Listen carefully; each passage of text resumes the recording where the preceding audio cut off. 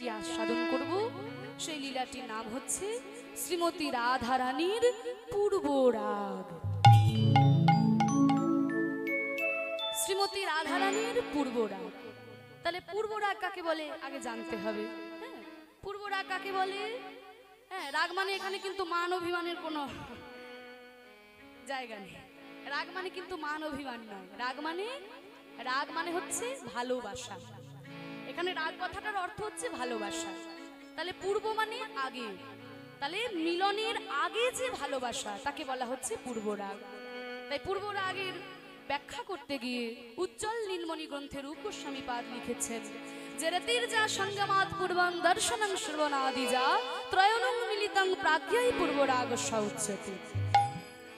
শেষের দিক থেকে শ্লোকটা ব্যাখ্যা করলে বুঝতে সুবিধা হবে। প্রাজ্ঞাই পূর্ব রাগ উচ্যতে, বিজ্ঞগণ তাকেই পূর্ব রাগ বলেছেন। তাকে না, রতির যা সঙ্গমাত পূর্বম মানে মিলনের আগে, দর্শনং শ্রবণাদি যা দর্শন এবং শ্রবণের দ্বারা যে রতির উৎপন্ন হয়, প্রাজ্ঞ ব্যক্তিগণ তাকে পূর্ব রাগ বলে আখ্যা দিয়েছেন। মিলনের আগে দর্শন, শ্রবণ এবং আরো অন্যান্য অনুঘটকের দ্বারা যে রতির উৎপন্ন হয় তাকে বিজ্ঞগণ পূর্ব রাগ বলে আখ্যা দিয়েছেন। আমরা পূর্ব রাগ কথাটা ভাঙলেই বুঝতে পারবো। পূর্ব মানে আগে, অনু মানে পরে। হ্যাঁ, অনুজ মানে ছোট, যে আমার পরে, আর পূর্বজ মানে আগে। তাহলে পূর্ব মানে আগে আর রাগ মানে হচ্ছে ভালোবাসা। তাহলে মিলনের আগে যে ভালোবাসা তাকে বলছে পূর্ব রাগ। আর অনুরাগ মানে অনু মানে পরে। তাহলে মিলনের পরে যে ভালোবাসা তাকে বলা হয় অনুরাগ। আর মিলনের আগে পর্যন্ত যে ভালোবাসা তাকে বলা হয় পূর্ব রাগ। তাহলে শ্রীমতী রাধা রানী গোবিন্দকে তিনি কিন্তু দর্শন করেছেন এবং শুনেছেন। প্রথমে শুনেছেন, তারপরে দেখেছেন। ওই যে আক্ষেপ অনুরাগের পদে আছে না, যে আমি শুনিয়া দেখিনু, দেখিয়া ভুলিনু, ভুলিয়া প্রীতি কইনু। প্রথমে শুনেছিলেন, তার বাঁশি শুনেছেন, গুরুজনের কাছে তার নাম শুনেছেন, তার রূপের বর্ণনা শুনেছেন, তারপরে তাকে দেখেছেন। দেখেছেন কবে দেখেছেন?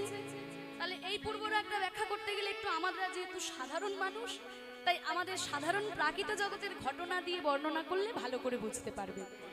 হ্যাঁ, আমাদের প্রাকৃত জগতের ঘটনা দিয়ে বর্ণনা করলে বুঝতে পারবে। মানে মনে করুন পাত্র পাত্রীর বিবাহ ঠিক হচ্ছে।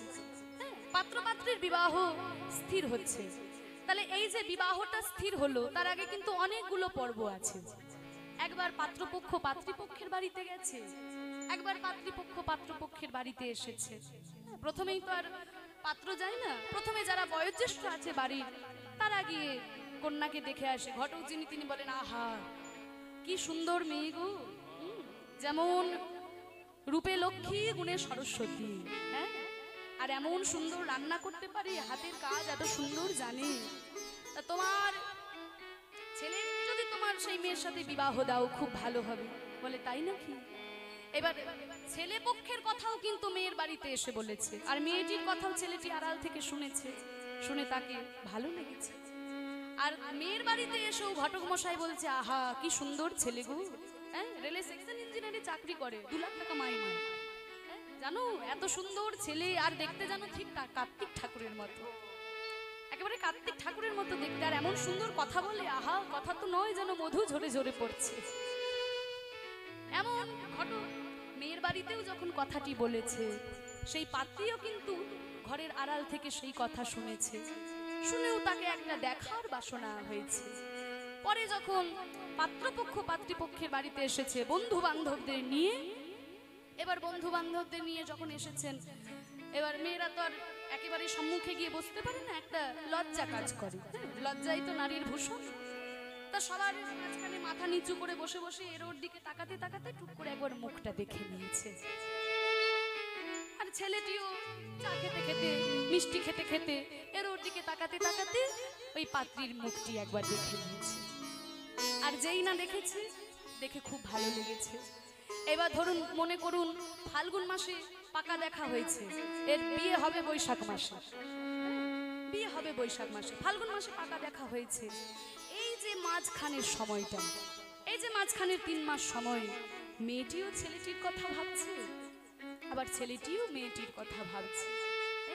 যে মাঝখানের সময়টা, এইটি হচ্ছে এই যে ভালোবাসাটা, মিলনের আগে পর্যন্ত যে ভালোবাসাটা, সেটা হচ্ছে পূর্বরাগ। যখন মিলন হয়ে গেল তখন আর পূর্বরাগ থাকবে না, তখন আবার অনুরাগ হয়ে যাবে। কিন্তু মিলন হয়নি, মিলনের যে বাসনা, ইচ্ছা, তাকে দেখে, তার কথা শুনে তাকে যে ভালোবাসা এবং তাকে পাওয়ার যে বাসনা, সেই যে ঘটনা, ঠিক সেটি হচ্ছে পূর্বরাগ। তবে রাধা কৃষ্ণের প্রেম তো আর আমাদের মতো প্রাকৃত জগতের প্রেমের মতো নয়। অকই তব কৃষ্ণ প্রেম যিনি জম্বুলা দেহেন, হেন প্রেম নিলোকে না হয়, যার হয় তার যোগ, না হয় বিয়োগ, বিয়োগ হইলে কভু না জিও। রাধা কৃষ্ণের প্রেম আমাদের মতো প্রাকৃত জগতের প্রেমের সাথে তুলনা দেওয়া যায় না। তবে উদাহরণ দিয়ে বললে আপনাদের বুঝতে সুবিধা হবে, তাই উদাহরণ দিয়েই বললাম। রাধারানী দেখেছেন কৃষ্ণকে, আর কৃষ্ণ দেখেছেন রাধারানীকে। কবে? প্রথম যেদিন দেখেছিলেন রাধারানী কৃষ্ণকে, সেই দিনটা কিন্তু ছিল বৃন্দাবনের পক্ষে খুব একটা ভয়ানক দিন। সেই দিন ছোট্টবেলা একবার দর্শন হয়েছিল, সেটাকে কিন্তু একেবারে অস্বীকার করা যায় না, কারণ সুতিকা গৃহে দর্শন হয়েছিল। যখন রাধারানী নয়ন মেলে চেয়েছিলেন, কৃষ্ণকে দেখেছিলেন, সেটা নবরা পূর্বরাগের বিষয়। কিন্তু সেটা যদি বাদ দিই, তারপরে যেদিন দেখা হয়েছিল সেটা হচ্ছে যেদিন, বলো তোমা, কোন দিন ওই বৃন্দাবনের পথে পথে চারিদিকে সাপ কিলবিল করে বেড়াচ্ছিল, মা যশোমতী হা গোপাল করে কাঁদছিল। সবাই কৃষ্ণকে দেখার জন্য কোথায় ছুটে গেছিল? ওই কালীয় দমনের দিনে, যেদিন ভগবান শ্রীকৃষ্ণ কালীয়নাগকে দমন করেছিলেন। কালীয়নাগকে দমন করবেন বলে তিনি কালীদহের জলে ঝাঁপ দিয়েছিলেন, বিষ জলে। আর সারা বৃন্দাবনের রাস্তায় ঘাটে চারিদিকে সাপ কিলবিল করে বেড়াচ্ছে, মা যশোমতী কাঁদছে, ওরে গোপাল কোথায় গেলি? সবাই কাঁদছে। আর সেই সময় আমাদের রাধারানীর যিনি ননদিনী, সবাই কাঁদছে কৃষ্ণকে দেখার জন্য। কৃষ্ণ কালীদহের জলে ঝাঁপ দিয়েছে। আর রাধারানীর যিনি ননদিনী কুটিলা, আহা, তার কি আনন্দই না হয়েছে। তাড়াতাড়ি মুখে একটা মিষ্টি পান ভরে বৃন্দাবনের সবাইকে বলে বলে বেড়াচ্ছে, শোনো শোনো, আমাদের বৃন্দাবনে, এই বৃন্দাবনের শুভ খবর শুনেছো কি তোমরা? শুভ খবর শুনেছো কি তোমরা? বৃন্দাবনের শুভ খবর শুনেছো কি তোমরা? তোমরা বৃন্দাবনের শুভ খবরটা শুনেছো? বলে কুটিলা দিদি, বৃন্দাবনে আবার কি শুভ হলো গো? বলে শোনোনি, আমি বলছি, জলে ডুবে মারা গেছে নন্দের কেলে ছোড়া। জলে ডুবে মারা গেছে নন্দের কালো ছোড়া। ওই জলে ডুবে মারা গেছে নন্দের কেলে ছোড়া। জলে ডুবে মারা গেছে নন্দের কালো ছোড়া। আর চিন্তা নাই গো, আর চিন্তা নাই গো, আর চিন্তা নাই গো, আর চিন্তা নাই গো। কেলে ছোড়া মারা গেছে, আর চিন্তা নাই গো। আমাদের কেলে ছোড়া মারা গেছে, আর চিন্তা নাই গো। নন্দের বেটা কেলে ছোড়া আছে না, কালীদহের জলে ডুবেছে। বেশ হয়েছে, আমাদের জ্বালা চুকেছে। তার রাধারানী তো ওই যে বললাম, শুনেছেন, দুটি মুখে তার কথা শুনেছেন, বংশী ধ্বনি শ্রবণ করেছেন, হ্যাঁ, বুড়িমার কাছে তার কথা শুনেছেন। শুনে রাধারানীর মনে একটা ভালোবাসা জন্ম নিয়েছিল। কিন্তু এই কালীয় দমনের দিনে যেদিন সবাই যাচ্ছে কৃষ্ণকে দেখার জন্য, কিন্তু রাধারানী কেমন করে যাবেন? রাধারানী বসে আছেন কোথায়? রাধারানী প্রসঙ্গ যখন উঠলো একটু বলে দিই। রাধারানী যে ঘরটিতে থাকতেন, সেই ঘরটির নাম হচ্ছে কি না, বাদিনীর ঘর। রাধারানী বাদিনীর ঘর যে ঘরটিতে থাকতেন, সেই ঘরটি কেন হলো, আর ঘরটি কেমন ছিল? না, রাধারানীর যিনি বাবা, তার নাম হচ্ছে বৃষভানু, হ্যাঁ, বৃষভানু রাজা। তার রাধারানীরা এক ভাই দুই বোন। ভাইটি বড়, মাঝখানে রাধারানী, তারপরে একটা বোন ছিল, তার নাম হচ্ছে অনঙ্গ মঞ্জুরি। রাধারানীর যে দাদা, তার নাম হচ্ছে শ্রীদাম, মাঝখানে রাধারানী, তারপরে আরেকটা বোন ছিল, তার নাম হচ্ছে অনঙ্গ মঞ্জুরি। তাই রাধারানী আর অনঙ্গ মঞ্জুরি একসাথে বড় হয়েছিল। তাই রাধারানী আর অনঙ্গ মঞ্জুরি যখন বিবাহযোগ্য হলো, তখনকার দিনে তো খুব অল্প বয়সে বিয়ে হতো। তা যখন বিবাহযোগ্য হলো, বৃষভানু রাজা মনে মনে চিন্তা করলো যে আমাদের এই মেয়ে দুটিকে যোগ্য ঘরে যতক্ষণ না আমি বিবাহ দিতে পারছি ততক্ষণ তো আমার বড় চিন্তা। তাহলে খুঁজে খুঁজে বহু খুঁজে খুঁজে বৃন্দাবনের একটি ঘর তার খুব পছন্দ হয়েছে। বৃন্দাবনের কোন ঘরটি তার পছন্দ হয়েছে? না, যেই ঘরটি তার পছন্দ হয়েছে তার নাম হচ্ছে, সেই বাড়ির যিনি মালিক তার নাম হচ্ছে গোল ঘোষ। ভালো করে শুনে রাখুন, রাধারানীর শ্বশুরের নাম হচ্ছে গোল ঘোষ। হ্যাঁ, তার এই গোল ঘোষও কিন্তু ছিলেন ধনী, তিনিও ধনী ছিলেন কিন্তু কৃপণ ধনী। ধনী দু রকমের হয়, উদার ধনী, হ্যাঁ, যারা কোনো কিছু টাকা করে না, একেবারে উদার হস্তে দান করতে ভালোবাসে, তারা হচ্ছে উদার ধনী। আর এক রকমের ধনী হচ্ছে, তারা হচ্ছেন কৃপণ ধনী। পকেট থেকে 5 টাকা বার করতে গেলে যেন তার সর্বস্ব চলে যায়, কিন্তু বিশাল ধনী মানুষ, তারা হচ্ছেন কৃপণ ধনী। তাহলে গোল ঘোষও ছিলেন ধনী, কিন্তু তিনি ছিলেন কৃপণ ধনী। আর বৃষভানু রাজা ছিলেন উদার ধনী। তখন বৃষভানু রাজা গোল ঘোষের কাছে এসে বলল, গোল ঘোষ, বেয়াই মশাই। বলে, হঠাৎ করে আপনি আমাকে বেয়াই মশাই বলছেন? বলে, শুনুন, আমার দুটি কন্যা আছে, বড় মেয়েটির নাম রাধারানী, ছোট মেয়েটির নাম অনঙ্গ মঞ্জুরি। আমার কন্যা দুটি বিবাহযোগ্য হয়েছে, তাই আপনার বাড়ির ওই দুটি ছেলে আয়ান এবং দুর্মুখকে আমার খুব ভালো লেগেছে। তাহলে আপনি যদি আপত্তি না করেন, তাহলে আমার 2 কন্যার সাথে আপনার 2 পুত্রের বিবাহ যদি দেন তাহলে খুব ভালো হয়। গোল ঘোষ বলল, এ কি, আপনি কি বলছেন? বলে, না না, এ কেমন করে হয়? আপনি কোথায় বৃষভানু রাজা, আর আমি সামান্য জমিদার, আমি কি আর আপনার সঙ্গে সম্বন্ধ করতে পারি? কেন এই কথা বলছে? মানে আগেরকার দিনে কি হতো, ওই মেয়ে পক্ষ ছেলে পক্ষের বাড়ি থেকে পণ আদায় করতো। এখনকার দিনে যেমন ছেলে পক্ষ মেয়ের বাড়ি থেকে পণ আদায় করে, তখনকার দিনে মেয়ে পক্ষ ছেলে পক্ষের কাছে পণ আদায় করতো। তা বলছে, আমি কি আর আপনার এত পণ আমি কোথা থেকে জোগাড় করব, আমি গরিব মানুষ। বলে, না না বেয়াই মশাই, শুনুন, বেয়াই মশাই বলে যখন আপনাকে একবার ডেকেছি, সম্বন্ধ আমি করেই ছাড়ব। বলে, পণ টন আপনাকে কিছু লাগবে না, আপনার কোনো চিন্তা নেই, আপনি আমার শুধু মেয়ে দুটিকে আপনার ঘরের পুত্রবধূ করে নিয়ে যান। বলে, তাই নাকি? যৌতুক লাগবে না? বলে, যৌতুক যদি না লাগে তাহলে আর আমার কোনো সমস্যাই নেই। হ্যাঁ, রাজার বাড়িতে সম্বন্ধ হবে, সেটা আমার বড় সৌভাগ্যের ব্যাপার। তাহলে যৌতুক যদি না লাগে তাহলে আমার কোনো আপত্তি নেই। বলে, আপত্তি নেই, তাহলে বিবাহের দিন স্থির করা হোক। বলে, ঠিক আছে, তাই হবে। এই বলে বিবাহের দিন স্থির হলো। কোন দিন স্থির হলো? বিবাহের দিন যখন স্থির হলো, আয়ানের সঙ্গে রাধারানীর এবং দুর্মুখের সাথে অনঙ্গ মঞ্জুরির বিবাহ স্থির হলো। এবার বিবাহের দিন সবাই গেছে, বিবাহ সুস্থভাবে সম্পূর্ণ হয়েছে। বিবাহ হয়ে যাবার পরে যখন রাধারানীকে নিয়ে যাবেন শ্বশুর বাড়িতে, তখন বৃষভানু রাজা গোল ঘোষের কাছে এসে বলছে, বেয়াই মশাই, বেয়াই মশাই, আপনার কাছে আমি কিছু চাইবো, আপনি দেবেন? বলে, কি বেয়াই মশাই, আপনি যে তখন বলেছিলেন যে কোনো কিছু যৌতুক লাগবে না, কোনো কিছু লাগবে না, আর এখন আপনি কেন বলছেন কিছু চাইবেন? বলে, না না বেয়াই মশাই, আপনি চিন্তা করবেন না, টাকা পয়সা গয়নাগাটি আমি চাইছি না, টাকা পয়সা ধন দৌলতের আমার দরকার নেই, আমি দুটো কথা চাইবো, দেবেন? বলে, কথা? ও কথা হলে আমি এক কেন 1000 কথা দিতে পারি, একটা কেন 1000 কথা দিতে পারবো, বলুন। বলে, বেয়াই মশাই, আমার ছোট মেয়েটিকে নিয়ে আমার কোনো চিন্তা নেই জানেন, কিন্তু আমার যত চিন্তা আমার ওই বড় মেয়েটিকে নিয়ে। আমার বড় মেয়ে রাধারানী, সেই রাধারানীকে ছোটবেলা থেকে আমি এত আদরে এত যত্নে মানুষ করেছি যে আমার মেয়েটা নিজের হাতে খেতে পারে না, নিজের হাতে কাপড় পরতে পারে না, নিজের হাতে চুল বাঁধতে পারে না।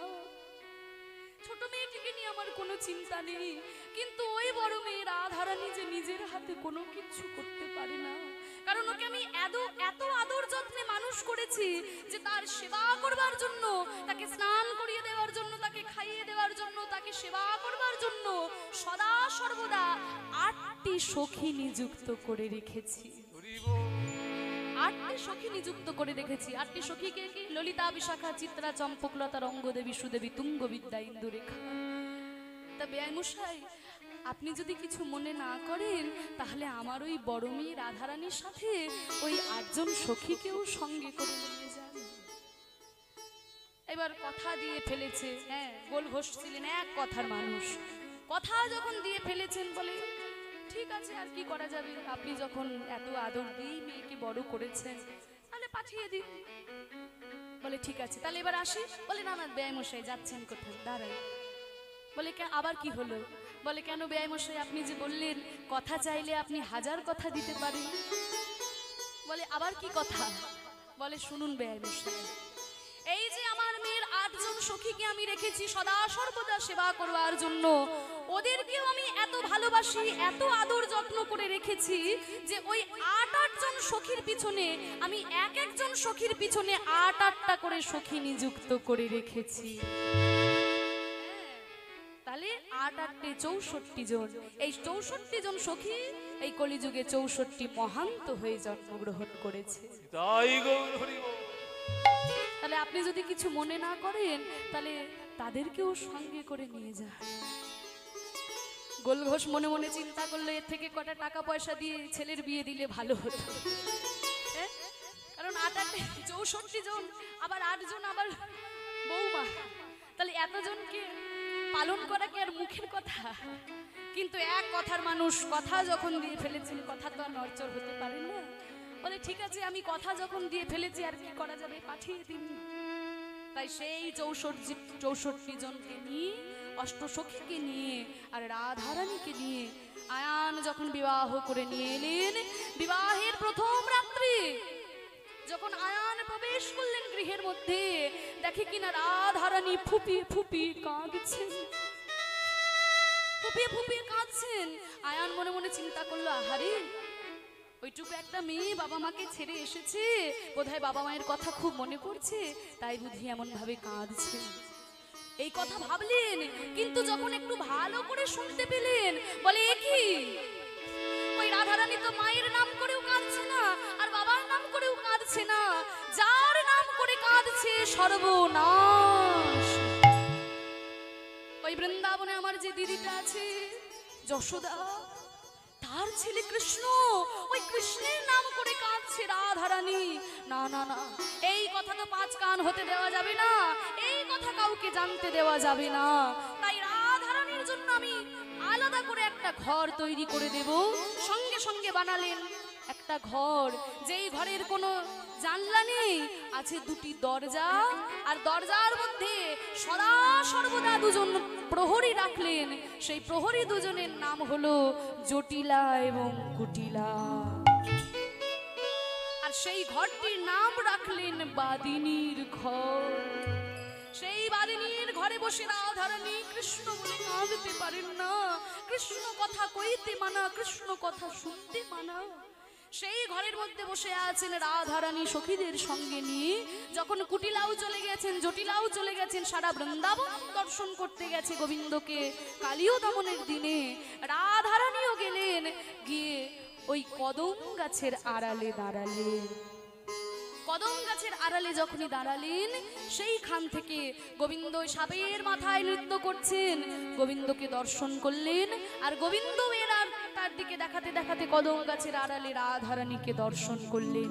এই দর্শন হলো, এই যে দর্শন করে এলেন রাধারানী, এই দর্শন করার পরে তার প্রাণে আর প্রাণে নাই। এতদিন শুনেছিলেন, এবার দেখলেন, দেখার পরে রাধারানীর প্রাণ যেন আর প্রাণে নাই। রাধারানী কি করছেন? একবার ঘরে যাচ্ছেন, একবার বাইরে আসছেন। রাধারানীর দশাটি কেমন হয়েছে? ঘরের বাহির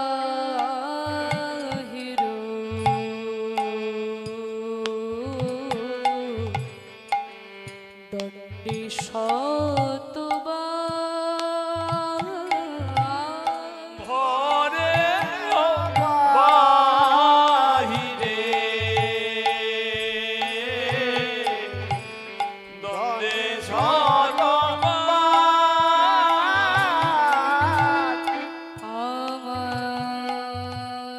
রাধা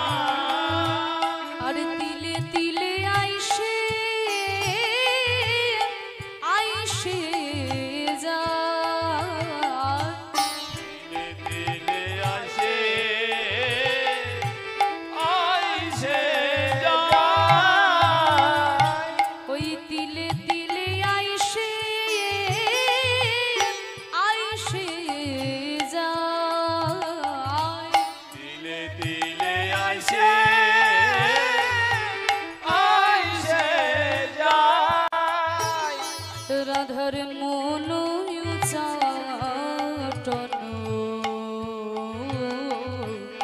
নিঃশ্বাস সঘন রে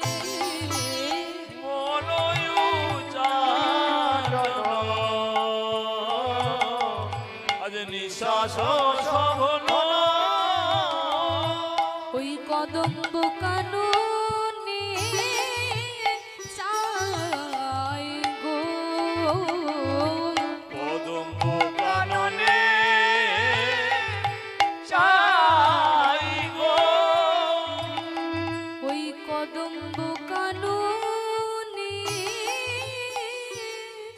রাধে কি মা দেখেছে কিবা দেখেছে রাধে কি মা দেখেছে কিবা দেখেছে ওই কদম্ব কাননে রাধে কি মা দেখেছে ওই কদম্ব কাননে রাধে কিবা দেখেছে ওই কদম্ব কাননে রাধে কি মা দেখেছে কদম্ব কাননে রাধে কিবা দেখেছে ওই কদম্ব কাননে রাধে একবার যায় আর একবারই আসে নিরাই গৌর প্রেমানন্দে হরি বল একবার আসে কদম্ব কাননে একবার আসে কদম্ব কাননে রাধে কিবা দেখেছে কদম্ব কাননে চাই গো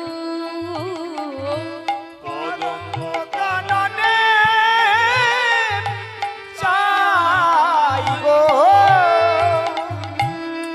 বলছে কি রাধারানী কি করছেন ঘরেরও বাহিরে দণ্ডে শতবার তিলে তিলে আইসে যায় এক দণ্ডে শতবার দণ্ড মানে কি ও মা এক দণ্ড মানে হচ্ছে 24 মিনিট মোটামুটি 24 মিনিট তাহলে 24 মিনিটের মধ্যে একবার ঘরে যাচ্ছে একবার বাইরে আসছে একবার ঘরে যাচ্ছে একবার বাইরে আসছে সখীরা মনে মনে চিন্তা করলো আমাদের রাধারানীর কি হলো হ্যাঁ এমন তো রাধারানীকে আমরা কোনোদিন দেখি নাই আমাদের রাধারানী এমন সুন্দর ধীর স্থির তার মধ্যে কখনো চঞ্চলতা আমরা লক্ষ্য করিনি আজ রাধারানীর মধ্যে এমন কি হলো যে একেবারে ঘরে যাচ্ছে আর বাইরে বেরিয়ে আসছে ঘরে যাচ্ছে আর বাইরে বেরিয়ে আসছে রাধারানীর এমন দশা দেখে সখীরা সকলে বলে উঠলো রাধে ও রাধে রাধে গো রাই কেন বা মনে রাধারানী রে কেন বা মন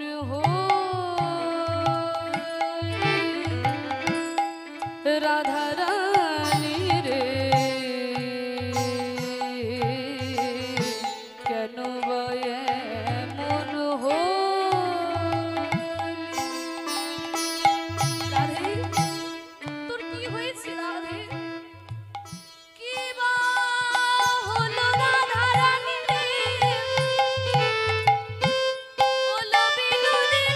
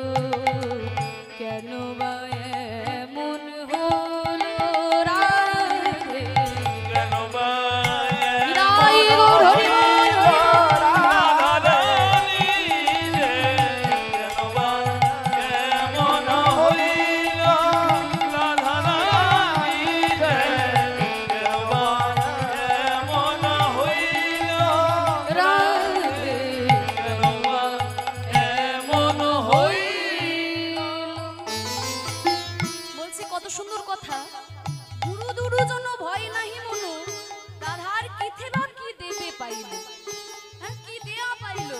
ওমা, অনেকে দেখবেন গুরুজনকে মানুষ কখনো মান্য করে না, যখন বলে ভূতে পায়, অনেক সময় ভূতে পায় না। আমি জানো তো এই ভূতে পাওয়া খুব একটা বিশ্বাস করতাম না, ভূতে পাওয়া টুতে পাওয়া আমি বিশ্বাস করতাম না। কিন্তু আমাদেরই একজন আত্মীয়া, হ্যাঁ, তাকে একবার ভূতে পেয়েছিল। তা তার সেই পিসেমশাই একজন, হ্যাঁ, সে ভূত ছাড়ানোর মন্ত্র জানে, সে ভূত ছাড়ানোর মন্ত্র জানে। এইবার তাকে যখন ভূতে পেয়েছে, সেই পিসেমশাই যখন আমার ওই দিদিটির কাছে এসেছে, যেই পিসেমশাইকে, হ্যাঁ, দেখতে পেলেই যে প্রণাম করে সেই দিদি, এবার পিসেমশাই যখনই বলছে তোর নাম কি, তখন সেই দিদি বলছে তোর নাম কি। তাহলে দেখুন, যেই পিসেমশাইকে দেখতে পেলেই প্রণাম করে দিদি, হ্যাঁ, অনেকদিন পরে দেখা হলে, সেই পিসেমশাই বলছে যখন তোর নাম কি, তার এমন ঘোর, সে বলছে তোর নাম কি। তাহলে গুরুজনকে কখন অমান্য করে না, যখন হাওয়া বাতাস লেগে তার মাথা বিগড়ে যায়, বাইরের হাওয়া বাতাস লেগে যখন মাথা বিগড়ে যায়, তখনই তো গুরুজনকে অমান্য করে, সম্মান দিতে পারে না। তাহলে আমাদের রাধারানী তো যেমন তেমন মেয়ে নয়, আমাদের রাধারানীর কুলের কুলবতী, রাধারানীর শ্বশুর আছে, শাশুড়ি আছে, সেই ঘরে বাস করে রাধারানী, আর গুরুজনকে মানছে না। রাধারানী একবার ঘরে আসছে, একবার বাইরে চলে যাচ্ছে, এ কেমন দশা হলো রাধারানীর। গুরু দুরু জন ভয় নাহি মন,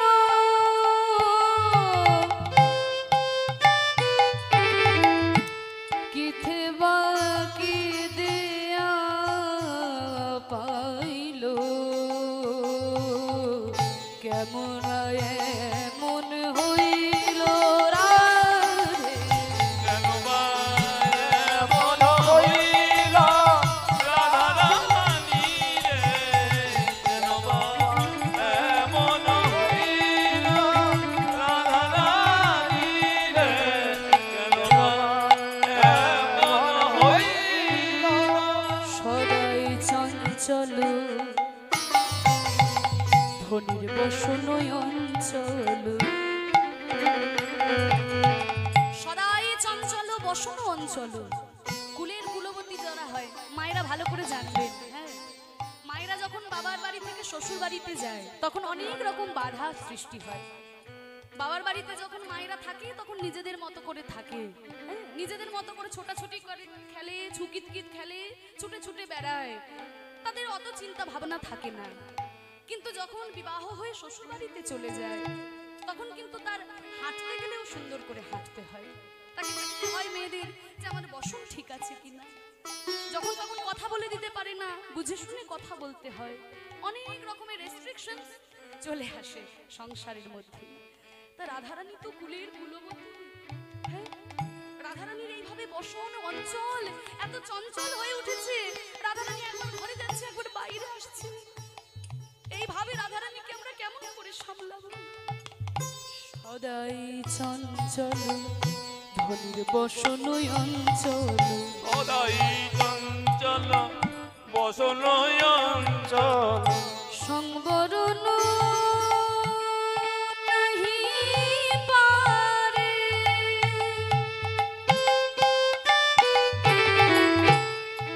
আবার বসি থাকি থাকি নাহি উঠায়ে চমকি, বসে থাকি থাকি উঠোয়ে চমকি, আবার ভূষণ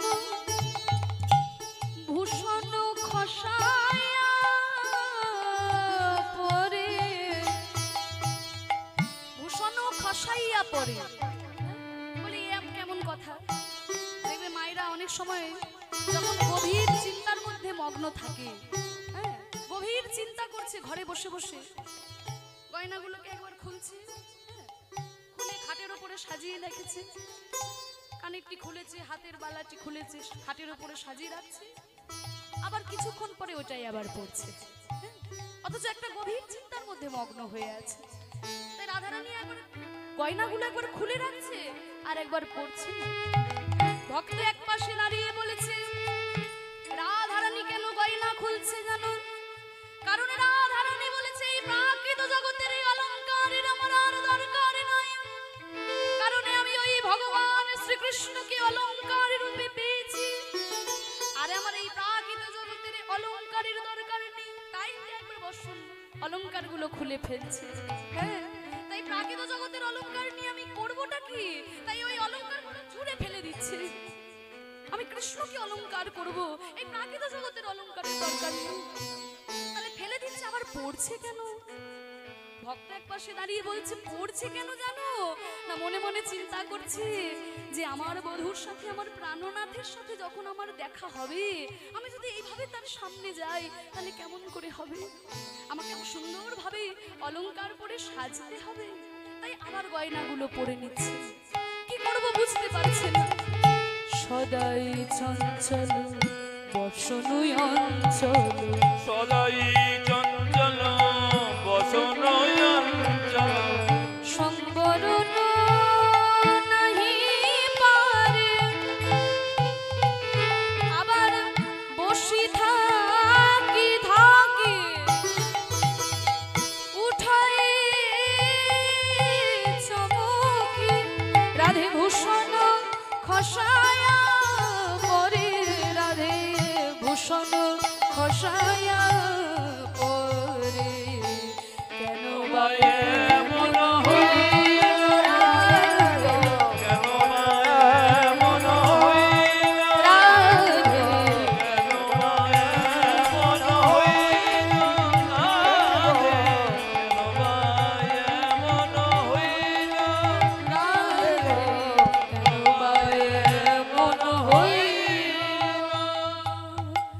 বয়সে কিশোরী রাজার ঝিয়ারি, বয়সে কি রাধা রাধিয়ারি, তাহে কুলো বতীবালা সজনী রে, কি মায়াভিলাসে বারয়ে লালসে, কি বায়ু বিলাসে বারোয়ে লালসে, তার না চলে নয়ন তারা, ধনির না চলে নয়ন তারা, কেন বায়ে মন হইল কেন মায়া মন হইল রাধে, কেন মায়া মন হইল কেন মায়া মন হইল। তাহার চরিতে হেন বুঝিছিতে হাত বাড়াইলা চাঁদে, চণ্ডীদাসে কয় করি অনুনয়, ধনী ঠেকেছে কালিয়া ফাঁদে। পেকেছে কালিয়া ফাঁদে,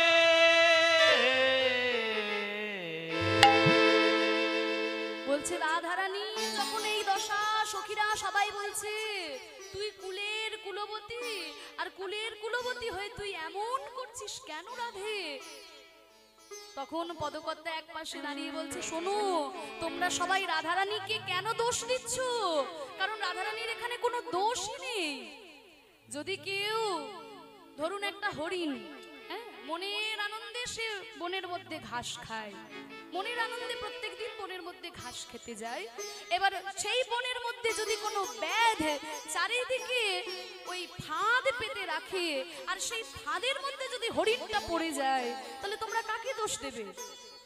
হরিণকে দোষ দেবে নাকি ব্যাধকে দোষ দেবে?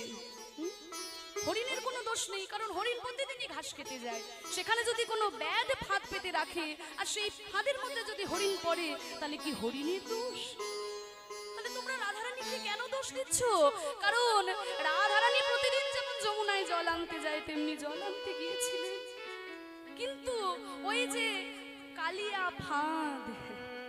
চারিদিকে ফাঁদ পেতে রেখেছে, চারদিকে ফাঁদ পেতে রেখেছে। চারটি ফাঁদ কি কি? নামের ফাঁদ, রূপের ফাঁদ, গুণের ফাঁদ আর লীলার ফাঁদ।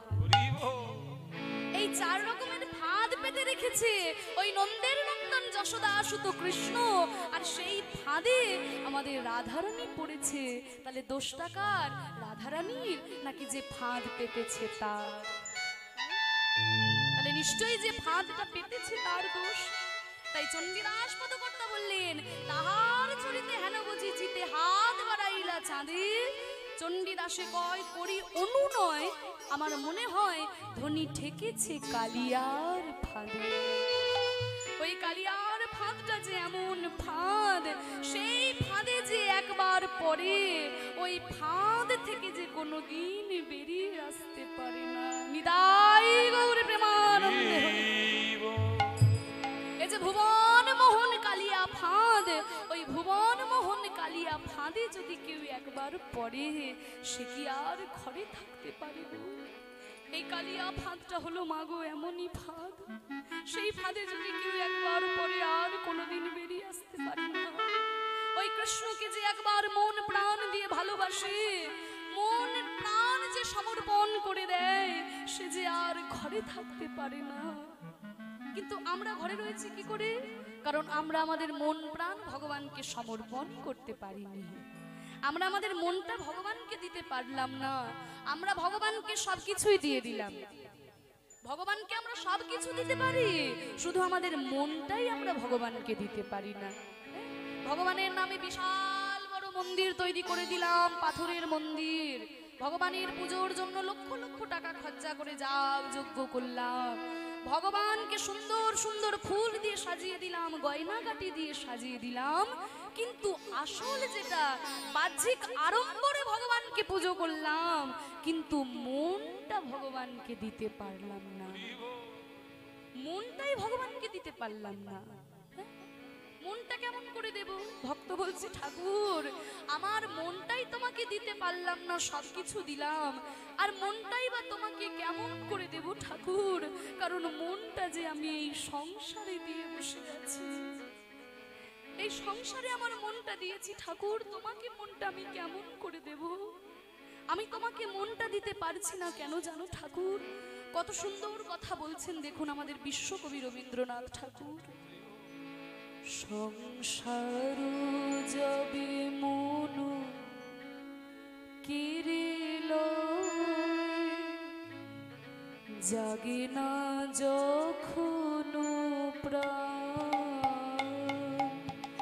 সংসার যাবে মনু কিরিল, জাগে না যখন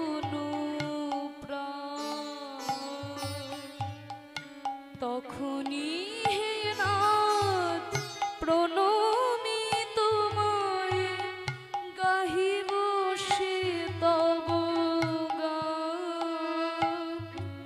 সংসার যাবে মনু কিরিল, জাগে না যখন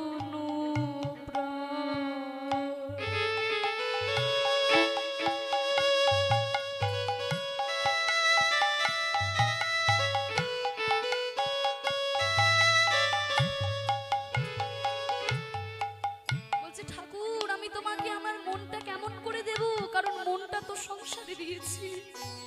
যখন আমি ছোট ছিলাম আমার মনটা আমার বাবা মাকে দিলাম, পিতামাতাকে দিলাম।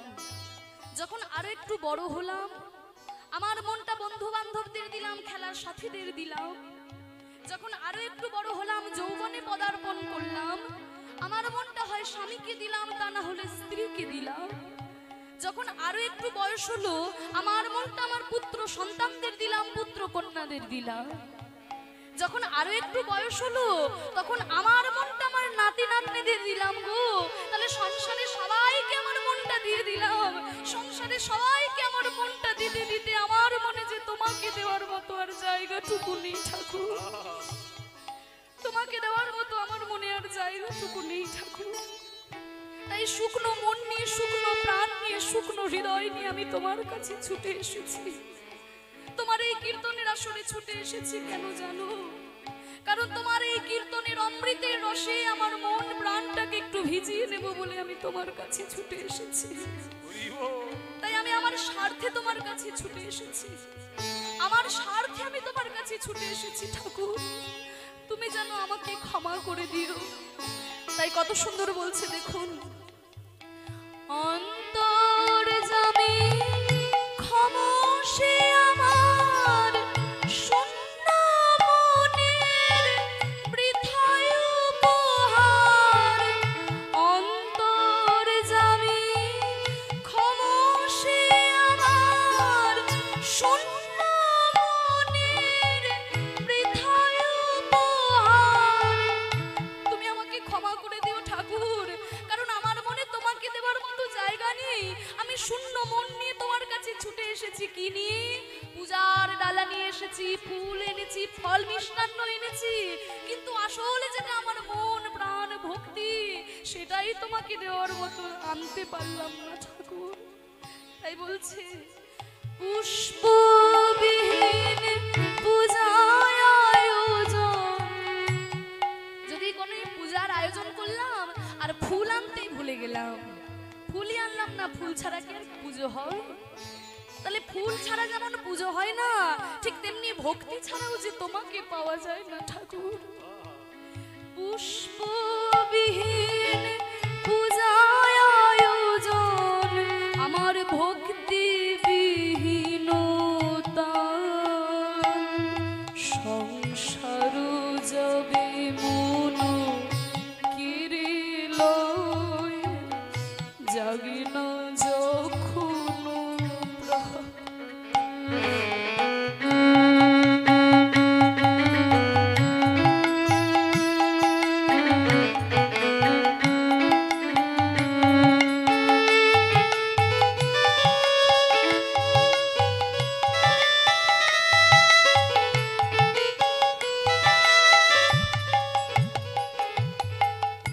ভগবান বলছে, বাহ, কীর্তনের আসরে এসে কীর্তন শুনতে এসে সব একেবারে ধোয়া তুলসী পাতা হয়ে গেছে গো, চোখের জলে ভাসিয়ে দিচ্ছে।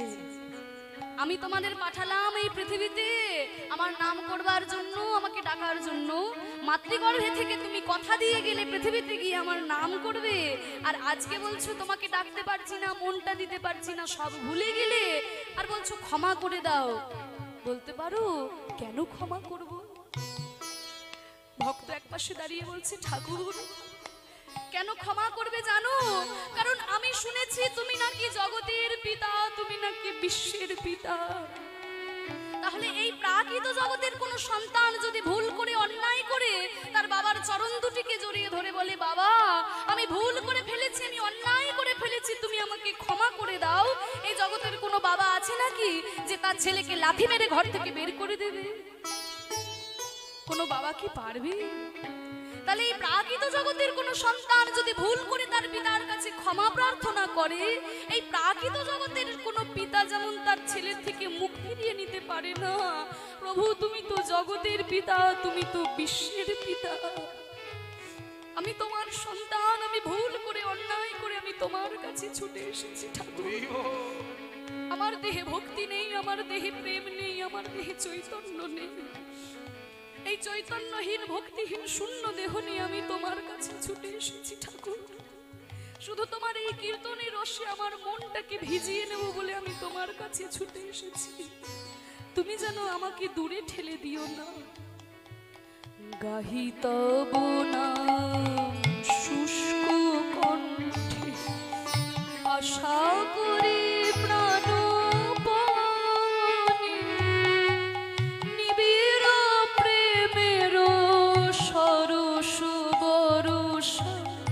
যদি নেমে আসে মনে। গাহি তব নাম শুষ্ক কণ্ঠে, আশা করি প্রাণ পানে, নিবিড় প্রেমের সরস বরষা যদি নেমে আসে মনে। সহসায় কোদা আপ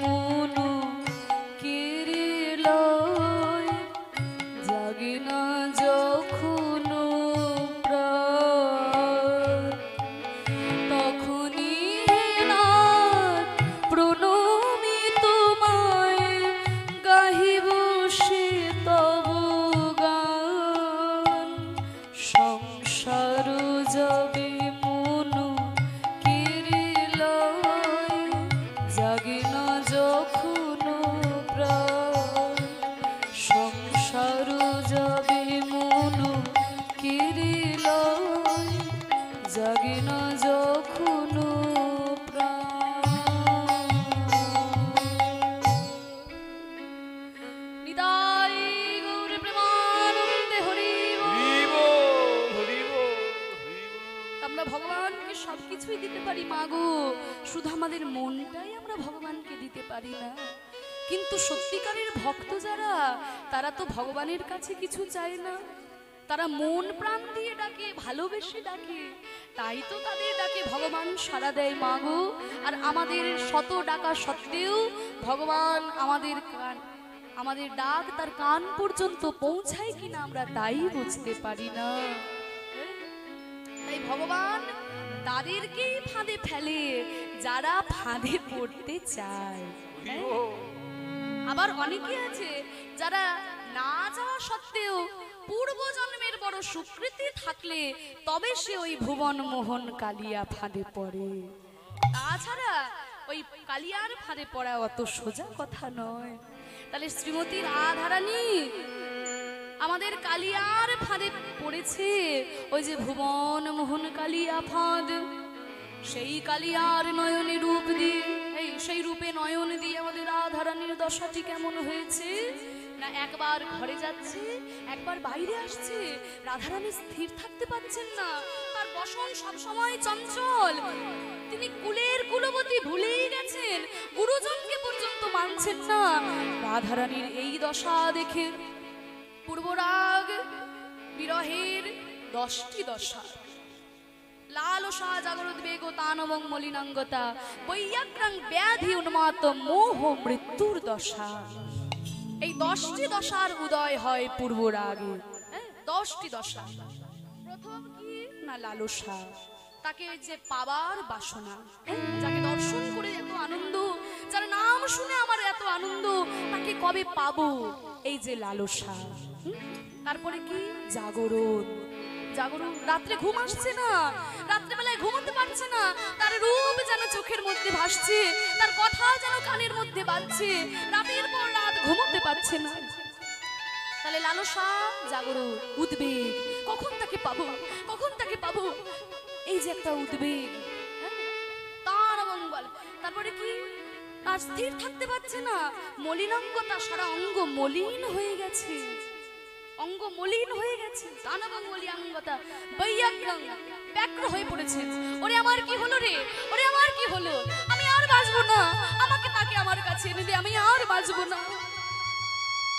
বৈয়াগ্রাং, ব্যাধি, আর সহ্য করতে পারছেন না যন্ত্রণা। কবে তাকে পাবো, কবে তাকে দেখতে পাবো, আবার কবে তার নাম শুনতে পাবো, কবে তার দেখতে পাবো, এই কথা চিন্তা করে করে, সর্বদা চিন্তা করতে করে এমন জ্বর হয়ে গেছে, সারা অঙ্গ একেবারে তেতে পুড়ে যাচ্ছে। ব্যাধি, বৈয়াগ্রাং ব্যাধি, উন্মত্ত, পাগল হয়ে গেছে, পাগল হয়ে যাচ্ছে। ওই বনের বাঘ তাকে জড়িয়ে ধরে বলছে কৃষ্ণকে কোথায় পাবো, ওই গরুকে জড়িয়ে ধরে বলছে ওরে তুই আমার কৃষ্ণের সঙ্গে সর্বদা সর্বদা ঘুরিস, বলতে পারিস তাকে কোথায় পাবো। এইভাবে তিনি উন্মাদ হয়ে পড়েছেন, উন্মত্ত, মোহ, মোহদশা।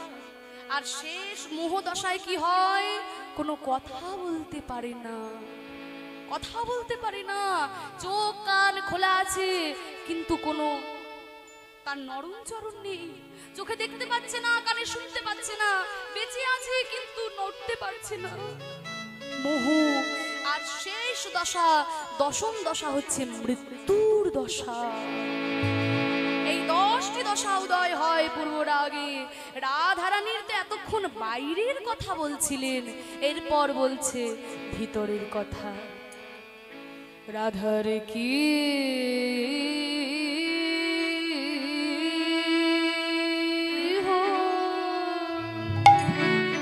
এই তালটি হচ্ছে দুঠুকি মধ্যলয়, খুব বেশি টানা হেঁচড়া করতে হয় না। দুঠুকি 3-4-3-4 ছন্দ, 1-2-3 1-2-3-4 1-2-3 1-2-3-4, 14 মাত্রা, 3-4-3-4 ছন্দ, দুঠুকি তাল।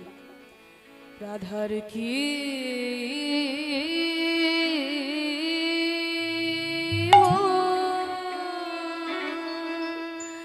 কি হলো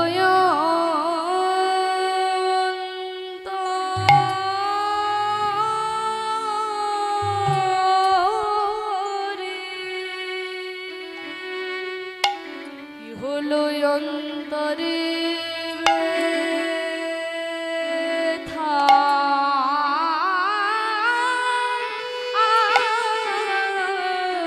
যে দেখ না রাধার, দেখ না রাধার কি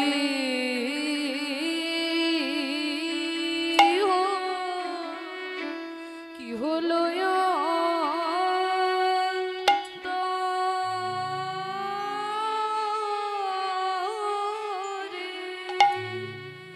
অন্তরে ব্যথা,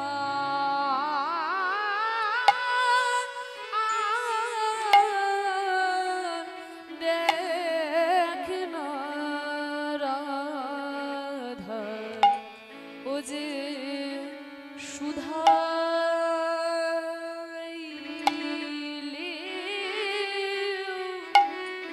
ধ্বনি কই না কোথা,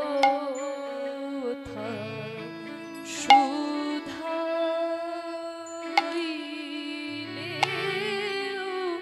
কই না কোথা, রাধার কি হলো অন্তরে ব্যথা, শুকাইছে রায় কনক লতা, কি হলো অন্তরে ব্যথা, শুকাইছে রায় কনক লতা, 1-2-3 1-2-3-4 1-2-3 1-2-3-4,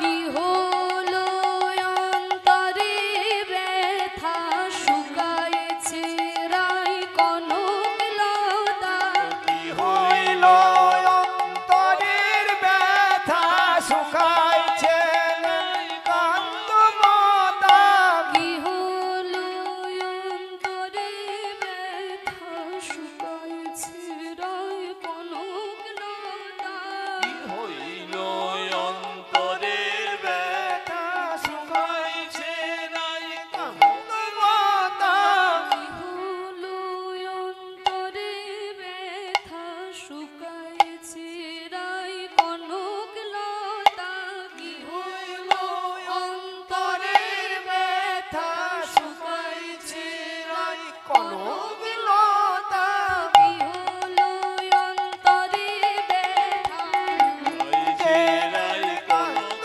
মাতা, কি হলো অন্তরের ব্যথা, শুকাইছে নাই কান্দ মাতা, হলো অন্তরে ব্যথা, শুকাইছে রায় কনক লতা, কি হইল অন্তরের ব্যথা, শুকাইছে নাই কান্দ মাতা, হইল অন্তরের ব্যথা, শুকাইছে নাই কান্দ মাতা, 1-2-3-4-5-6-7 10-11-12-13-14, শুকাইছে নাই কান্দ মাতা, হলো অন্তরে ব্যথা, শুকাইছে রায় কনক লতা, কি হইল অন্তরের ব্যথা, শুকাইছে নাই কনক লতা, কি হইল অন্তরের ব্যথা, শুকাইছে নাই কান্দ মাতা, হলো অন্তরে ব্যথা, শুকাইছে রায় কনক লতা, কি হইল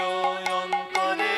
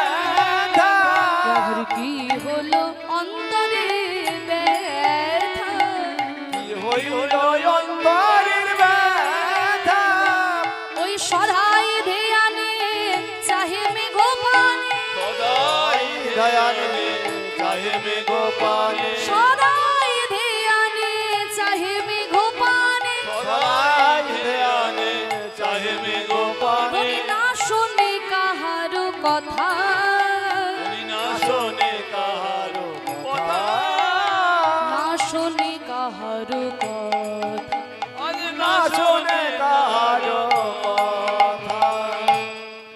এগুলো হচ্ছে কীর্তনের বড় বড় তাল।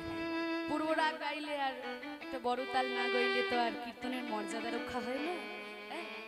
বড় তাল শুরু করলে একে একে সব উঠে পড়বে, কিন্তু এগুলোই হচ্ছে আসল কীর্তন।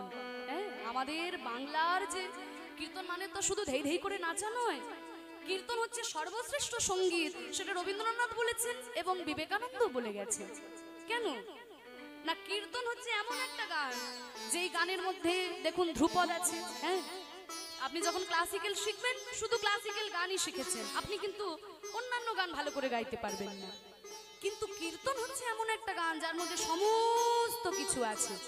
শুধু গান নয়, কীর্তন গাইতে গেলে তাকে আবার অভিনয় জানতে হবে। হ্যাঁ, এই যে কথা বলার ভঙ্গি, তাকে অভিনয় জানতে হবে, তাকে একটু নাচও জানতে হবে, তাকে আবার তালও জানতে হবে। কীর্তন হচ্ছে এমন একটা গান, তাকে সব রকম শিখতে হবে। তাই সব রকমই কীর্তনের মধ্যে আছে বলেই কীর্তন কিন্তু শ্রেষ্ঠ। আর আমাদের এই বাংলার সেই শ্রেষ্ঠ কীর্তন আস্তে আস্তে মিলিয়ে যাচ্ছে। এই যে বড় বড় গোস্বামীগণ, নরোত্তম দাস ঠাকুর তিনি গড়ানহাটির ঘরানা তৈরি করেছিলেন, এই যে বড় বড় তালের কীর্তন, এগুলো আস্তে আস্তে নিশ্চিহ্ন হয়ে যাচ্ছে। যদি আমরা এগুলো ধরে না রাখি তাহলে কি করে হবে? হ্যাঁ, তা সমস্ত কিছু আছে এই কীর্তনের মধ্যে। তাই রাধারানীর কথা কি বলছে না, সদাই ধ্যানে চাহে মেঘপানে না শুনে কাহারো কথা, কারোর কথা শুনছে না। আর রাধারানী একদিকে ওই মেঘের দিকে তাকিয়ে আছে।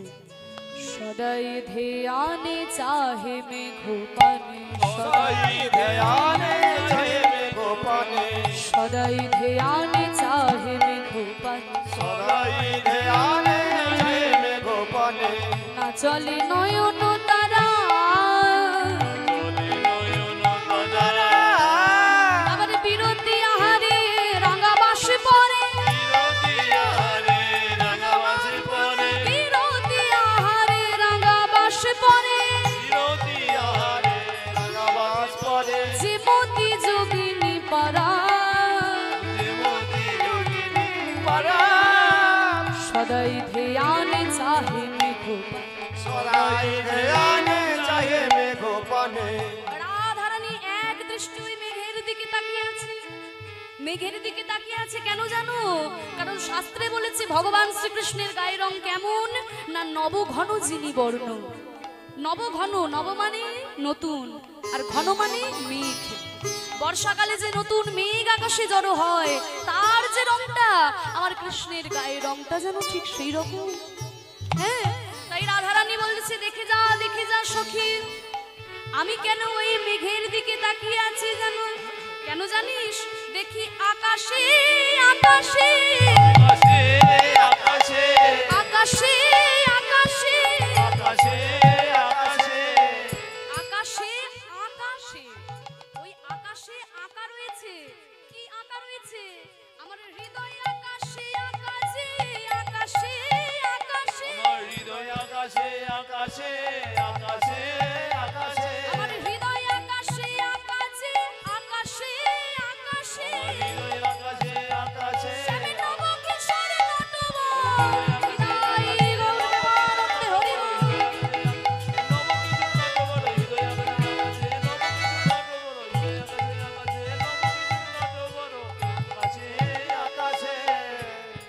তাই বলছে সদাই ধ্যানে চাহে মেঘপানে না চলে নয়ন তারা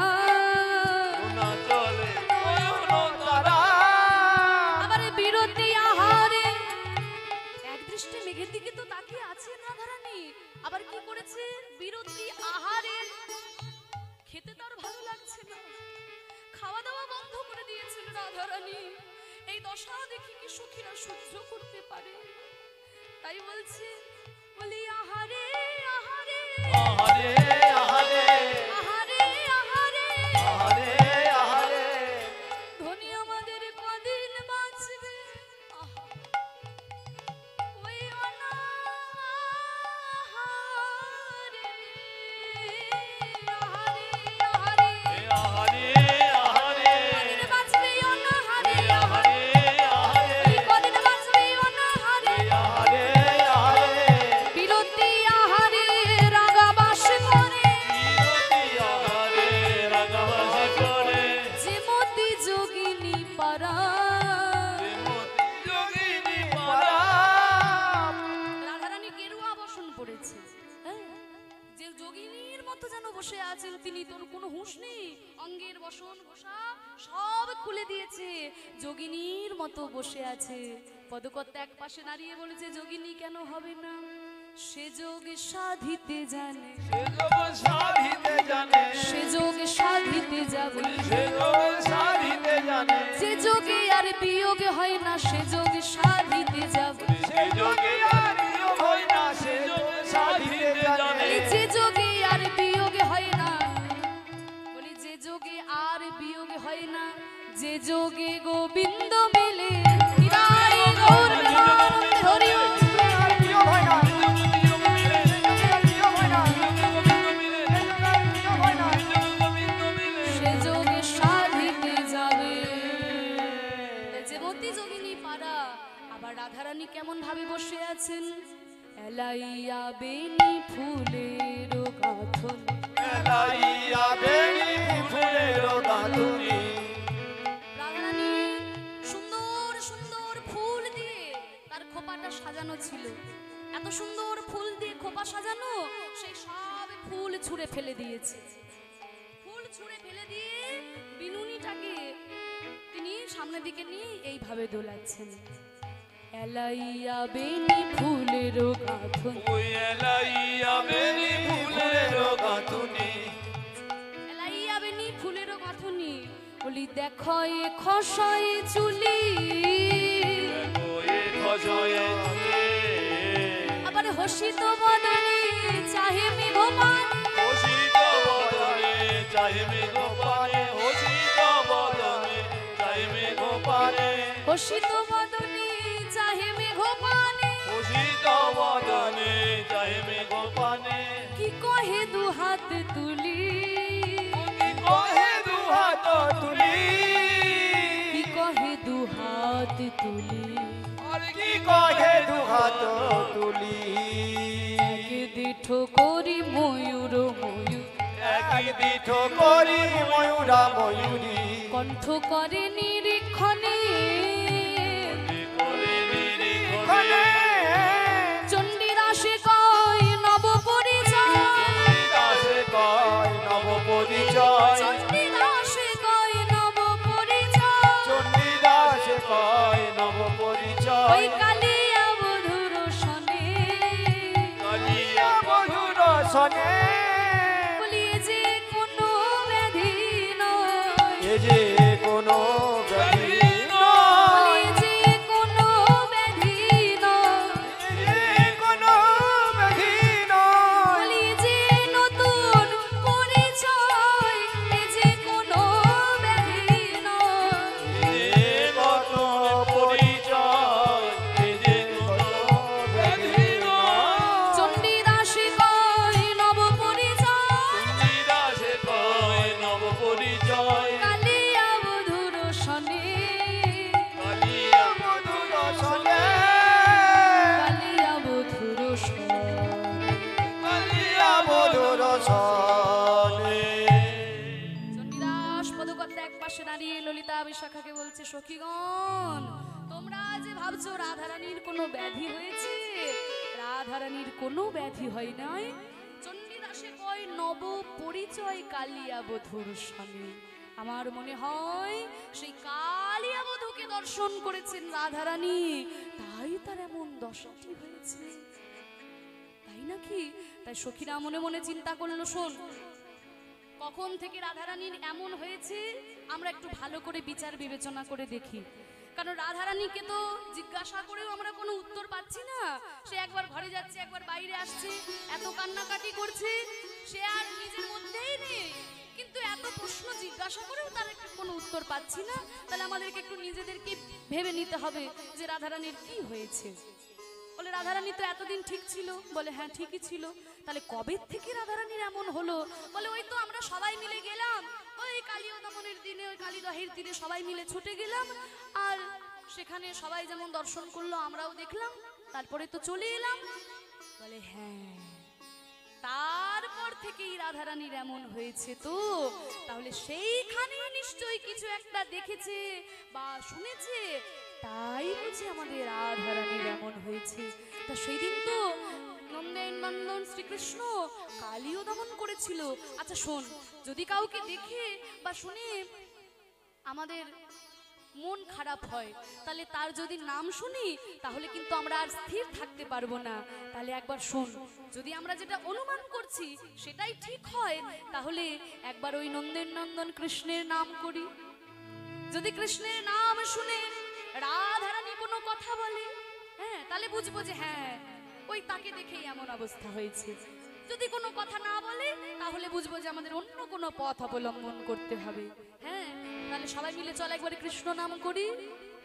বলো কৃষ্ণ, কহ কৃষ্ণ, বলো কৃষ্ণ, কহ কৃষ্ণ, বলো কৃষ্ণ, কহ কৃষ্ণ। একবারে কৃষ্ণ কৃষ্ণ বলো মুখে, বলো কৃষ্ণ, কহ কৃষ্ণ, একবার কৃষ্ণ কৃষ্ণ বলো মুখে। নামে বুকে ভরে যায় অভাব মিটায়, বুকে ভরে যায় অভাব মিটায়, বুকে ভরে যায় অভাব মিটায়, নামে বুক ভরে যায় অভাব মিটায়। স্বভাবে জাগাই মহাসুখে, বলো কৃষ্ণ, কহ কৃষ্ণ, বলো কৃষ্ণ, নাই গৌর হরি কহ বল। কৃষ্ণ, বলো কৃষ্ণ, কহ কৃষ্ণ, বলো কৃষ্ণ, কহ কৃষ্ণ। নামে বুকে ভরে যায় অভাব মিটায়, বুক ভরে যায় অভাব মিটায়, বুক ভরে যায় অভাব মিটায়। স্বভাবে জাগাই মহাসুখে, বলো কৃষ্ণ, কহ কৃষ্ণ, বলো কৃষ্ণ, বলো কৃষ্ণ, বলো কৃষ্ণ, কহ কৃষ্ণ। বলো কৃষ্ণ, বলো কৃষ্ণ। যেই না কৃষ্ণের নাম করেছে, রাধারানী কৃষ্ণের নাম শুনে চমকে উঠেছে, চমকে উঠেছেন। আচ্ছা, সখীরা বলছে কৃষ্ণের নাম শুনে রাধারানী একটু চমকে উঠেছে, তাহলে আমরা মনে হয় ঠিক পথে এগোচ্ছি, ঠিক পথে এগোচ্ছি। আচ্ছা শোন, তাহলে আমরা একবার সেই কৃষ্ণের রূপের বর্ণনা দিই। তাহলে হ্যাঁ, তাই বর্ণনা দিই, নিজেদের মধ্যে গাই।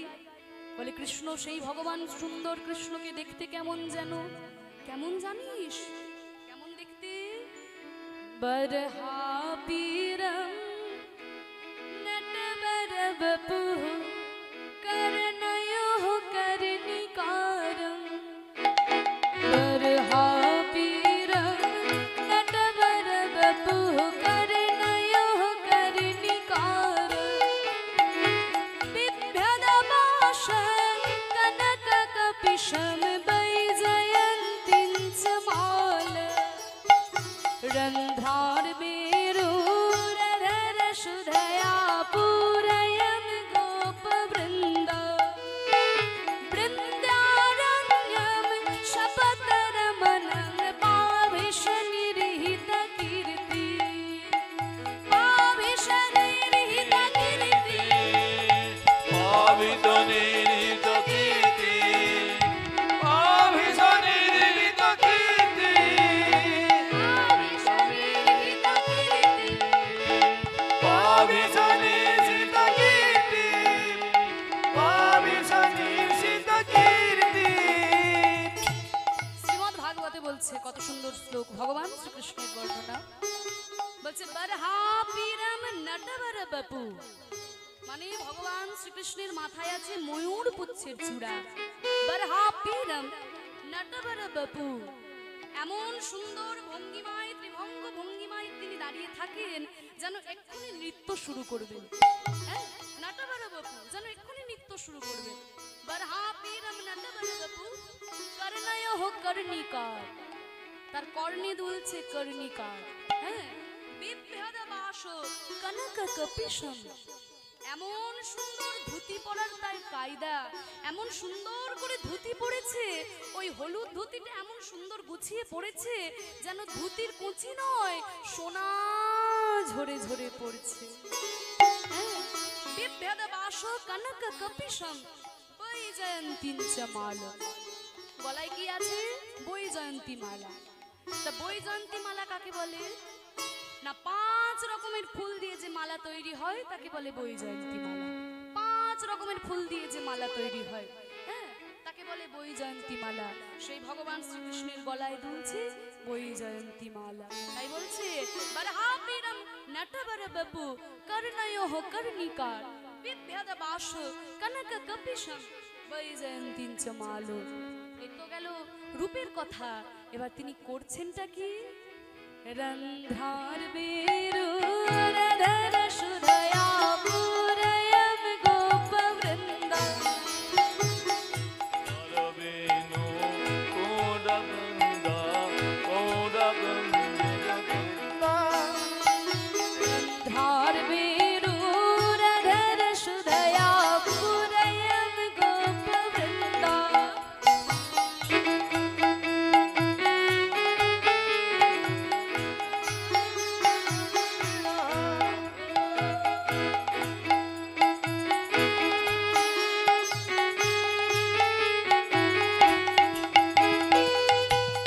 বলছে কি রন্ধ্রার বেরু, বাঁশি বাজাচ্ছেন তিনি এমন সুন্দর করে যেন বাঁশি বাজাচ্ছেন না, ওই বাঁশির ছিদ্রগুলোকে অধরের সুধা দিয়ে পূর্ণ করে দিচ্ছেন।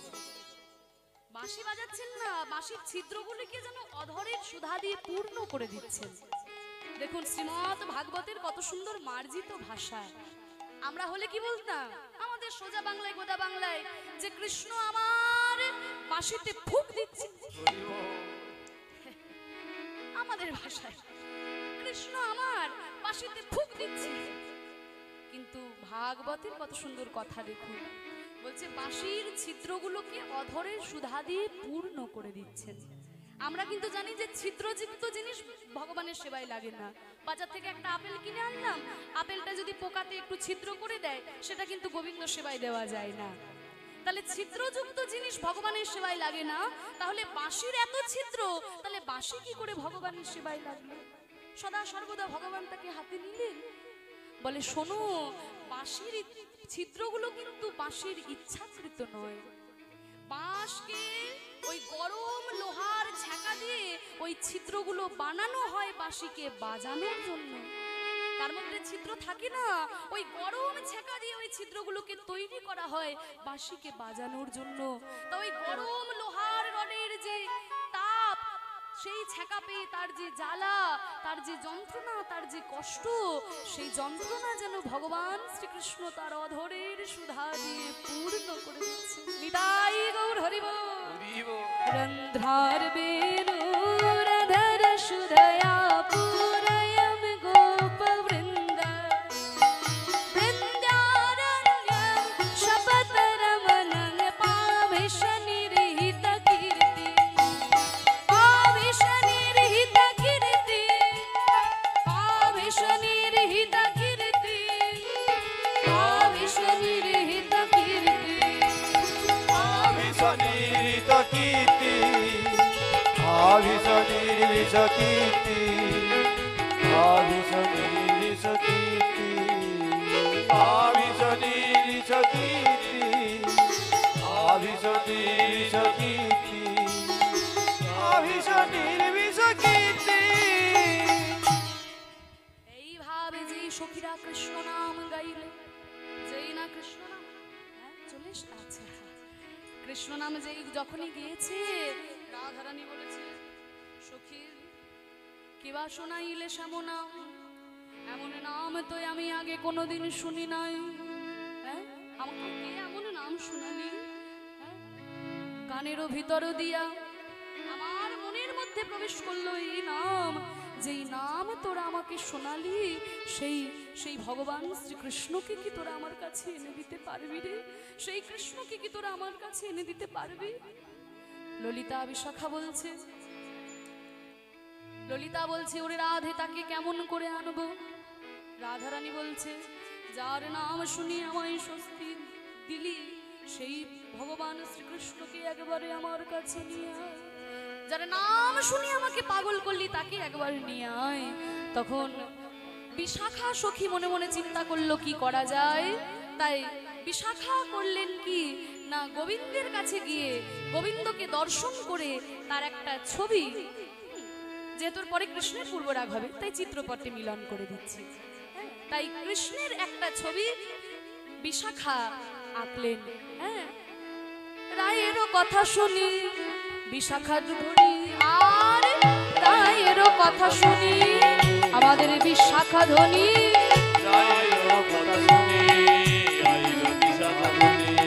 চলিল কৃষ্ণের কাছে, চলিল কৃষ্ণের কাছে, কৃষ্ণের চিত্র আঁকি আনিল রাধা, কৃষ্ণের চিত্র আঁকি আনিল রাধা। রাধারানীর কাছে কৃষ্ণের একটা সুন্দর চিত্র তৈরি করে বিশাখা রাধারানীকে যেই না দিয়েছেন, সেই চিত্রকে বুকের মধ্যে জড়িয়ে ধরে বলছে, ওরে বিশাখা, এই চিত্র এমন করে এঁকেছিস, এমন সুন্দর করে, এমন চিত্র দেখে আমি কি আর স্থির থাকতে পারি? যাকে দেখেছিলাম ওই যমুনার তীরে, কদম্বের নিচে কদম্বের ডালে, সেই কৃষ্ণকে এত সুন্দর করে তুই এঁকেছিস। তাই রাধারানী চিত্রপটে কৃষ্ণের ছবি দেখে কাঁদিতে লাগিল, আর চিত্রপটে মিলন হেরি সবাই হরি হরি বলো, হরি হরি তাই চিত্রপটে